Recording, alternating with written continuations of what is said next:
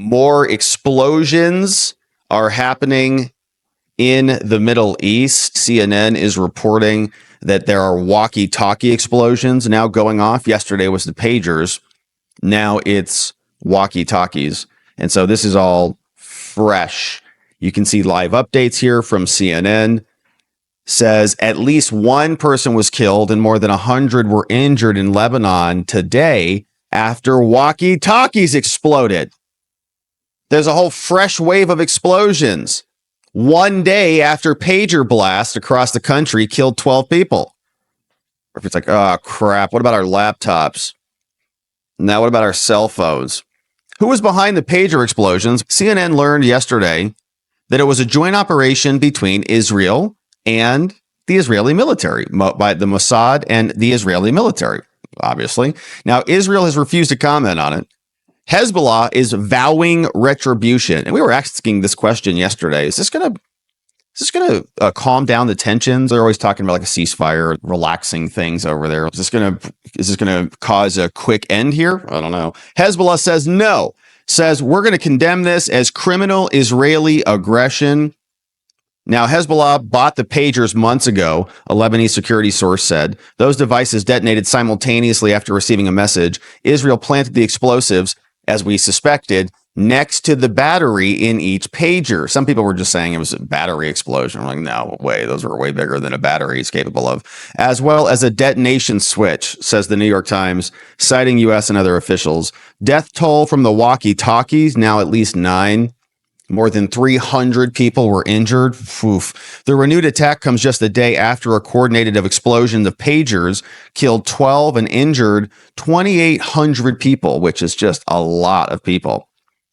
The UN Secretary General was alarmed by this, 2 consecutive days of device explosions, and our military is getting questioned about this pretty aggressively. I've got some clips here from the Pentagon. People say, is this ethical? Are they allowed to do this in war?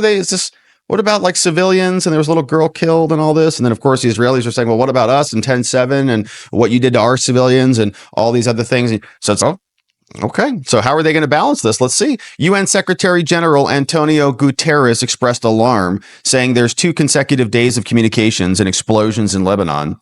Earlier in the day, he commented on Tuesday. He says, there could be a possibility that this escalates things. Says everything must be done to avoid that escalation. That's not happening now. 7 minutes ago, Israel notified the U.S. ahead of the operation. They said, hey, something's going down, but they gave no details of what was planned to the U.S. So the U.S. knew something was coming, but they didn't know what.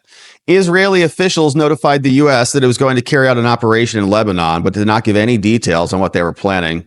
According to 3 sources, including a call between Lloyd Austin and Israeli Defense Minister Yoav Gallant on Tuesday. You imagine that call, how ridiculous that call is. Or, hey, it's good to see you. What's the reason for the call? We have to tell you something that we're going to be doing, but we really can't tell you it. Okay. So how long is this call going to be? Do I need to be here for this? So something's going to happen, but you can't tell me what? Yeah, something's happening. Any details? No. Okay. Is that it? Do I need to be here for this? Could you just send me a memo? All right, great. So can you tell me anything? Should we be prepared for this? No.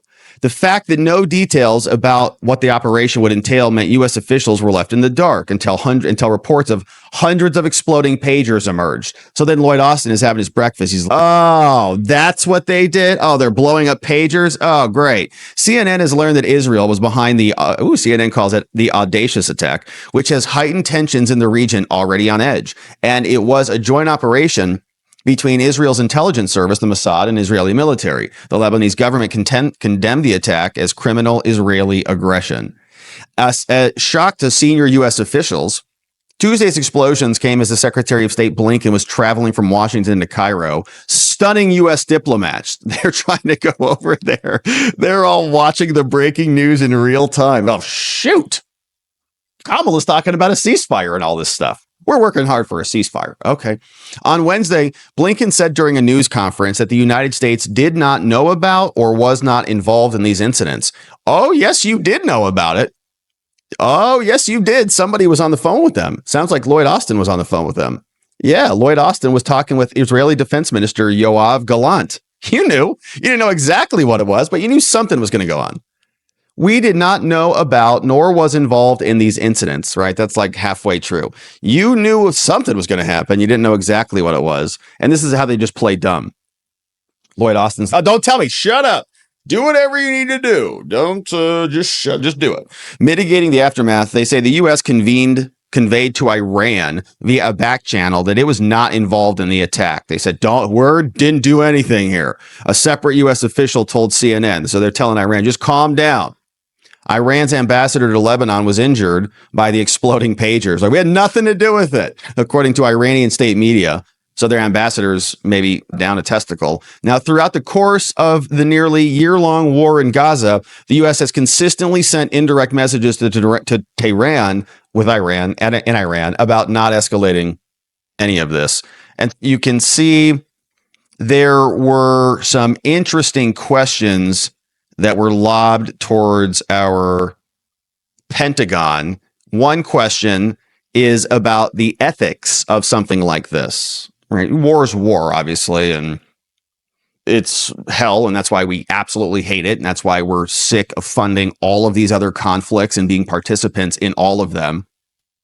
We have to save democracy and support our allies and all this stuff, and we're constantly embedded in global conflict, and it is against the nature of the founding of this country. Washington, Jefferson, and Adams all ranted and railed and warned about the foreign entanglements and us getting infected and infested in all of this problem and difficulty, siphoning off American livelihood, blood, sweat, and resources.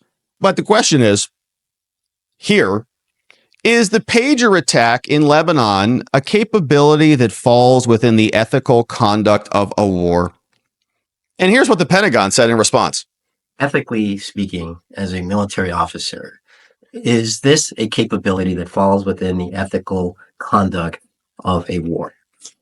I'm not a lawyer. I'm not, again, going to do a spot analysis on something that we've seen in press reports. I just don't have any information to provide on that. Okay. It's pretty clear that a bunch of people got exploded by pagers.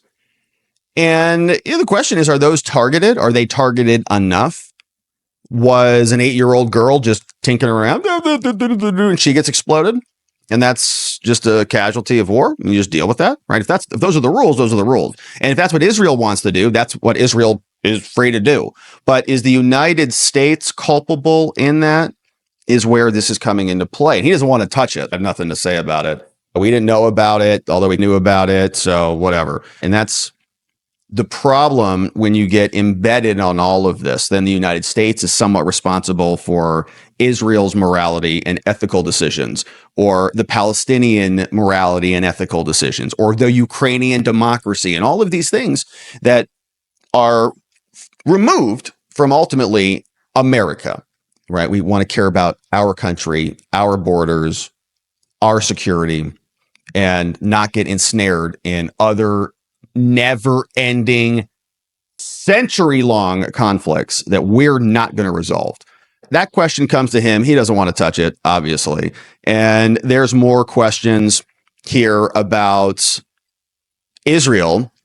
And this is an interesting thing that I don't think I was aware of this, but if the U.S. government apparently has an official phrase for propaganda, they call it public diplomacy.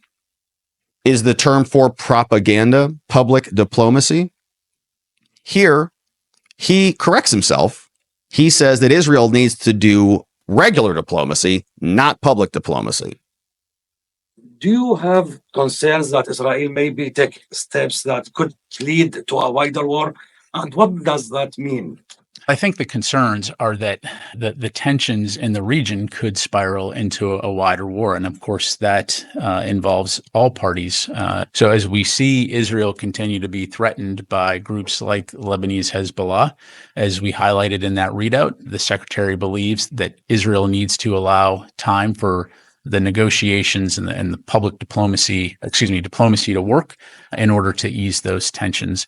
So that's an interesting turn of phrase there, right? And they're calling that a Freudian slip, maybe just misspeaking. But here is what public diplomacy means. In international relations, public diplomacy, broadly speaking, is any of the various government-sponsored efforts aimed at communicating directly with foreign publics to establish a dialogue to inform them with the aim of building support for the state's strategic objectives, aka propaganda. As the international order has changed over the 20th century, so has the practice of, quote, public diplomacy, not propaganda, they don't say that. Its practitioners use a variety of instruments and methods ranging from personal contact and media interviews to internet educational exchanges and so on. So they're getting questioned about that at the Pentagon, and they're asking about de-escalation. Is this going to calm things down? How does a pager blast in Lebanon de-escalate the situation? Do the pager blasts fit into the U.S. goals of de-escalation and seeking a resolution with Lebanon through diplomacy? Thanks. Yeah, thanks, Phil. Again, I don't have any details to provide on the reports of the pager blast. I can tell you, to my knowledge, there's no U.S. involvement in this at all. Again, it's something that we're monitoring. And in terms of potential escalation, I go back to what I said earlier in terms of a key focus for this department and the U.S. government writ large is on working with partners in the region, to include Israel, to prevent the conflict between Israel and Hamas from spiraling into a wider conflict. And that includes the tensions along the Israel-Lebanon border. And so we'll continue to strongly advocate for a ceasefire and the release of the hostages, and we'll continue to strongly advocate for a diplomatic resolution to the tensions that we're seeing along the Israel-Lebanon border. Okay, you guys have been advocating and pushing and coordinating and working and twisting and turning and jumping and twist and all the things, okay? And it's not working. Obviously, things are getting worse by the day.